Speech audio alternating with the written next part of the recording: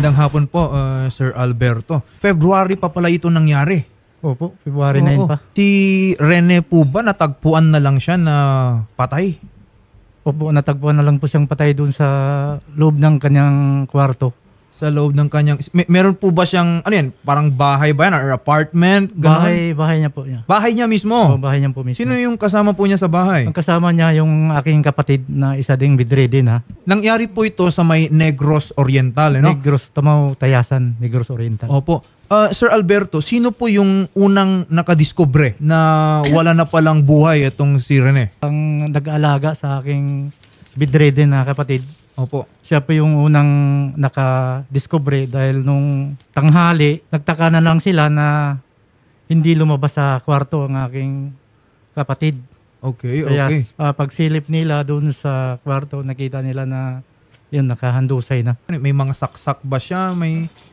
Base doon sa pulis, nakita nila na wala namang sugat sa kanyang katawan. Walang mga open wounds? Walang open wounds. Ang nakita lang yung dito sa kanyang sa may leeg na may umiitim para doon siguro sa sakal. Okay, oo. Pag ganyan kasi na umiitim, usually sakal. May pressure yan. Oo, may pressure.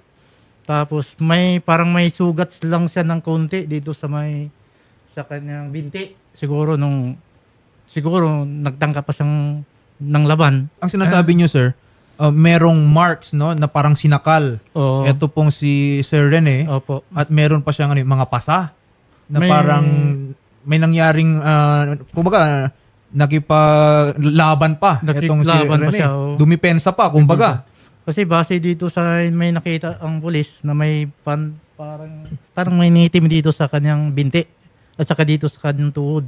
Mayroong parang sugat. Kung natagpuan po siya sa loob ng bahay, malamang ginawa din yung krimen sa loob po na po talaga ng bahay. So nakapasok siya. Nakapasok itong suspect po natin. Pero kilala po ba natin sino yung huling nakasama ni Rene? Base dun sa nagbantay dun sa aking kapatid kasi sila magkalapit lang sila. Wala silang namataan na may kasama doon sa loob ng kwarto. Magandang hapon po sa inyo, Staff Sergeant. Yes sir, magandang hapon naman po sir. Ano na po ba ang findings ng ating kapulisan? Tumawag kami ng SOCO attorney. Sila yung nag-process sa crime scene attorney. Nag-request din tayo ng autopsy sa kadaver ng biktima attorney. Ito po, nakikita ko actually ngayon yung medical legal report na malinaw po dito, galing po mismo sa kapulisan na yung cause of death nitong si Rene ay asphyxia consistent with manual strangulation. Sinakal talaga itong ating biktima. Tama yan. So, tanggalin natin yung angulo na natural death, yung pagkamatay ni Rene. Okay? Nawala sabi na yung natural death, attorney, nawala na yung angulo natin na natural death. Parang kutob namin, may foul play talaga. Actually, kasi ito, nakikita ko nga rin, itong ginawa po ni Police Captain Mark Andrew F. Baran, Medical Legal Officer, ang dami palang mga contusions, ang dami pang mga abrasion. Okay, ibig sabihin, may mga galos, may mga pasa, o kaya may pinukpok sa kanya dito sa ating biktima. Tama po ba, Sergeant? Parang gano'n na rin, attorney, kasi yun ang resulta sa nagkakandak ng autopsy sa cadaver, attorney. Yun ang resulta. So, talaga, ibig sabihin talaga, attorney, may foul play talaga. Yes. So, itong si Rene ay pinatay. Pinatay talaga, may perpetrator talaga kasi yun ang resulta sa autopsy kasi. Yes, so nawala na yung yung anggulo na pinatake lang sa puso kasi sabi ng kanyang caretaker attorney, yun ang initial. So tumawag kami ng suko, yun talagang may foul play talaga sa nakita namin doon sa kanyang kwarto, attorney. Doon po ba sa kwarto nitong si Rene Fausto, napansin niyo po ba kung itong suspect natin sapilitan na pumasok? In other words, sinira ba niya yung lock o di kaya parang pinapasok dyan? Baka kasi kilala lang din niya to. Attorney, walang possible entry, attorney. Mindor ng bahay, attorney, walang damage. Tapos sa kanyang kusina, attorney, wala ding damage. Okay. Walang any signs of any forcible entry, attorney. So, At sa kanyang kwarto din, attorney, wala ding damage. may nawala po ba sa kanya ng mga mahalagang kagamitan? Wallet? Cellphone? May Alahas? Ang kanyang wallet, sir. Ang kanyang wallet, nandiyan naman yung kanyang laptop, nandiyan naman. Yung dalawang cellphone, attorney, pag-conduct ng SOCO, hindi yan nakikita, attorney. Mga alas 7, alas 8 siguro, attorney, may nakakikita daw at itinun over naman sa amin sa kanyang asawa ng kanyang kapatid, attorney, nakakatandang kapatid, yung teacher din, si Sir Remy. Yung asawa yung mag-turn over, tapos sila yung attorney, inopen nila yung cellphone. Base kasi dun sa mga information, no, na nabanggit po natin at nakalap, parang baka kakilala nitong si Rene, yung may kagagawan lang din naman nito. Ang tanong ko siguro, Sergeant, meron na po ba tayong persons of interest na siguro gumawa nito kay Rene? Ngayon, attorney, may pinagtatrack na kami, attorney. Hindi lang namin masasabi ang pangalan, attorney, baka... Yeah, I understand. Opo. Yung minamanmanan nito, attorney, considered as person of interest, attorney, parang may alam sa nangyari, attorney. Pero hindi pa kasi konkreto kasi, attorney, yung mga information natin. Kaya nga, gumagawa tayo ng mga link sa kanya, attorney, para makuha natin ang concrete information with regards to his whereabouts during the incident, attorney.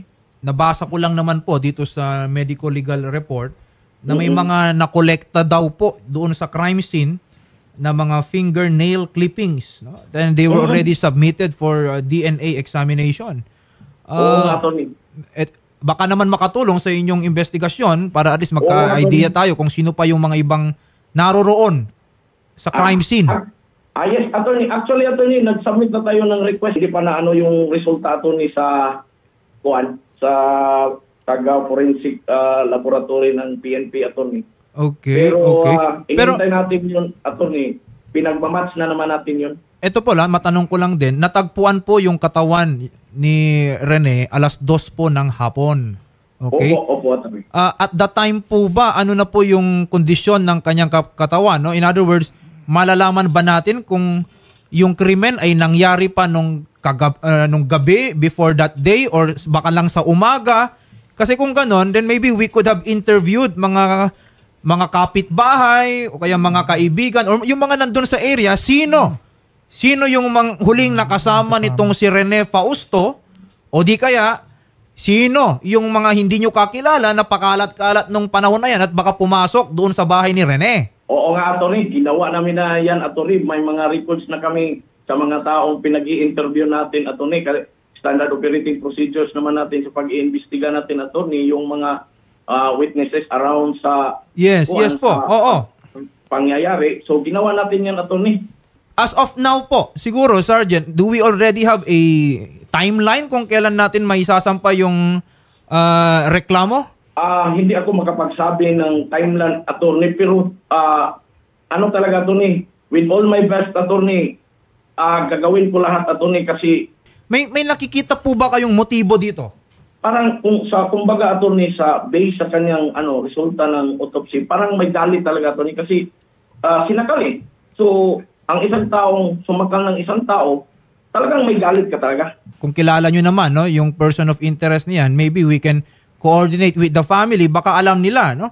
Baka kasi, baka ano yung motibo, no? Mas ma-enlighten tayo dyan. Ano ang ikinakagalit nitong tao na to? Bakit niya nagawa ito kay Rene?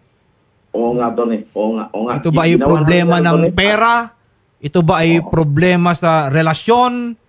Madalas, problema sa lupa. Again, no, we understand, no, Staff Sergeant, pero sana, no, at the soonest possible time, maisampa na rin natin yung kaso.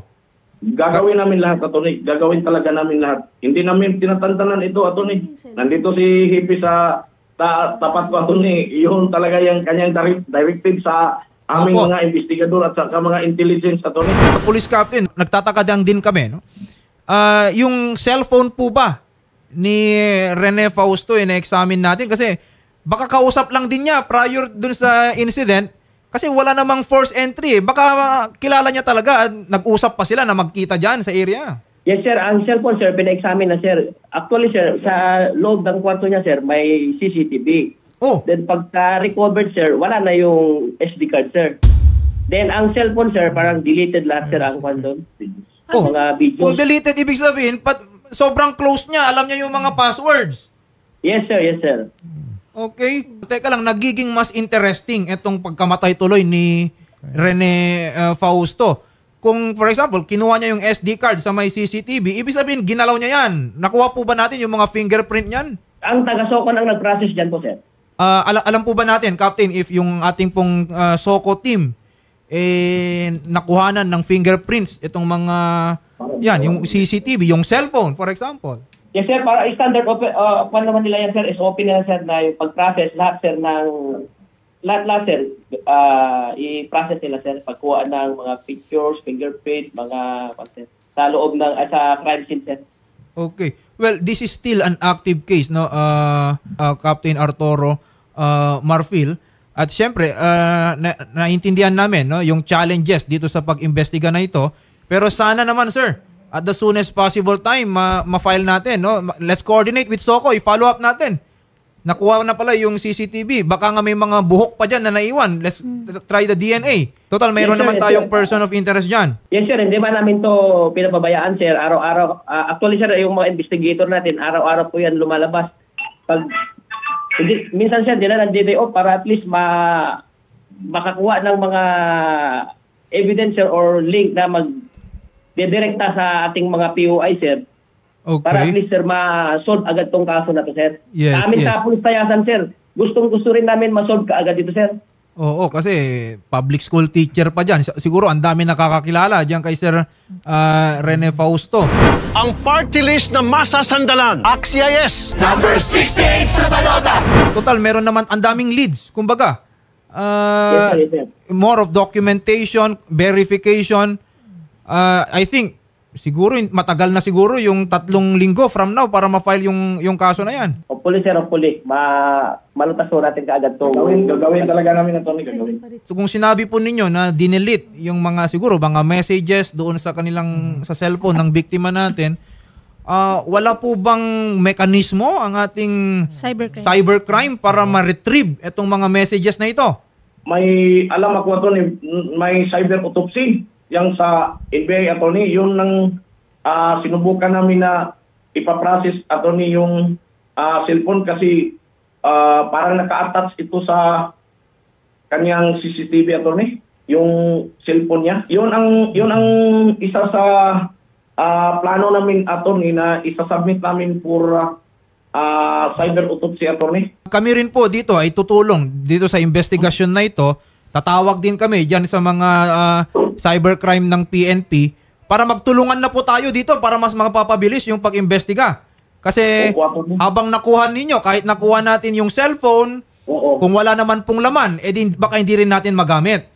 Kung maghanap tayo ng pamamaraan para ma-retrieve natin, kasi yung gumawa nito, Sergeant at Captain, talagang pati yung trucks niya, nilinis niya. So delikado yung taong yan kung pakalat-kalat pa rin hanggang ngayon. February pa nangyari ito. So sa pinakamabilis na panahon, dapat yan, makulong na yan. Opo, attorney, opo. Gagawin namin attorney. Makikipag-coordinate din po kami sa inyo. Kung kailangan ng tulong ng regional, di gagawin po natin yan, no? Para mas madaling ilapit sa Cybercrime Division, mapagtuunan ng pansin itong pag-imbestiga sa pagkamatay po ni Rene Fausto. Pero maraming salamat ha, Captain Arturo Marfil at Staff Sergeant Ricky Malabo. Narinig naman namin yung mga ginawang action po ng PNP. Imo-monitor po natin ito kung ano man pong maitutulong natin para mapabilis ang investigasyon. Aabangan po natin ang pagsampa ng kaso at mapahuli natin itong gumawa po sa inyong kapatid. Salamat po.